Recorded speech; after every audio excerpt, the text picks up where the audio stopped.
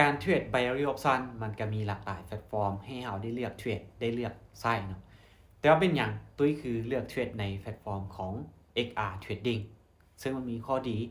และข้อแตกต่างจากตัวอื่นแบบใด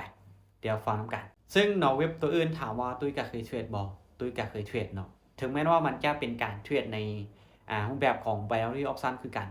แต่ฟังก์ชันการใช้งานหน้าต่างของระบบอย่างต่างๆมันแตกต่างกันสาเหตุและปัจจัยหลักๆที่เฮ็ดให้ตุ้ยเลือกที่จะเทรดในแพลตฟอร์มของ XR Trading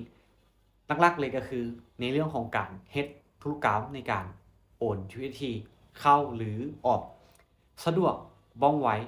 และค่าธรรมเนียมที่ต่ำค่าธรรมเนียมที่ต่ำเนาะคือถ้าเราโอนหากันภายในระบบของ XR Trading นี่นะแน่นอนว่ามันจะบ่มีค่าธรรมเนียมมันจะมีค่าธรรมเนียมก็ต้องเมื่อเวลาที่เราโอนออกไปนอกเชนอย่างเช่นว่าเราโอนจาก XR Trading เนี่ยไปBinance เพื่อทำการขายหรือเอาไปเฮ็ดธุรกรรมอย่างอื่นต่อเนาะค่าธรรมเนียมมันก็มีอยู่ส่วนนี้แต่เวลาที่เราโอนจาก Binance เข้ามาหา XR Trading นี่นะแทบว่าค่าธรรมเนียมจะบ่มีเลย 0.01 USDT แทบว่าจะบ่มีค่าธรรมเนียมเลยเป็นค่าธรรมเนียมที่ต่ำและในการโอนหากันนี่นะโอน USDT นะบ่ว่าจะโอนภายในระบบหรือโอนออกนอกเชนมันก็สะดวกสบายและว่องไวนี่คือสาเหตุหลักๆที่เฮ็ดให้ตุ้ยตัดสินใจเลือกเทรด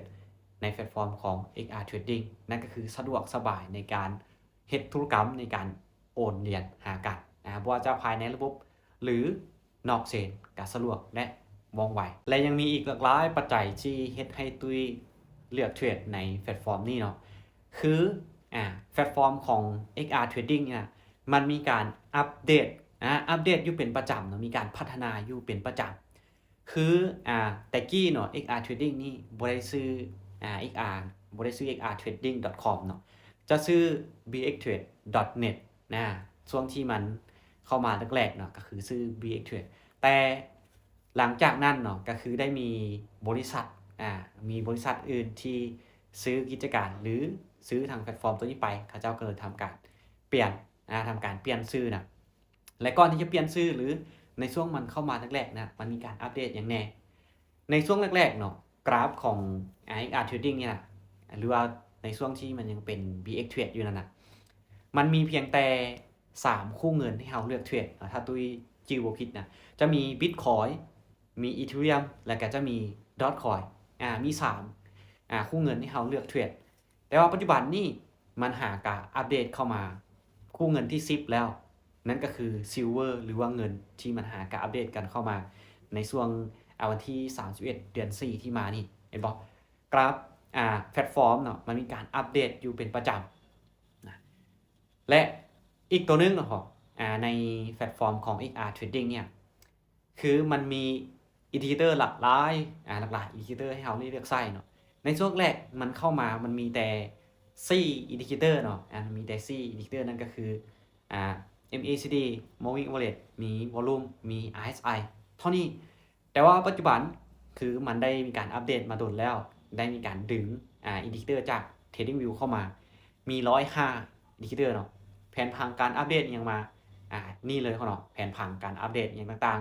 ๆซึ่งจะเห็นว่า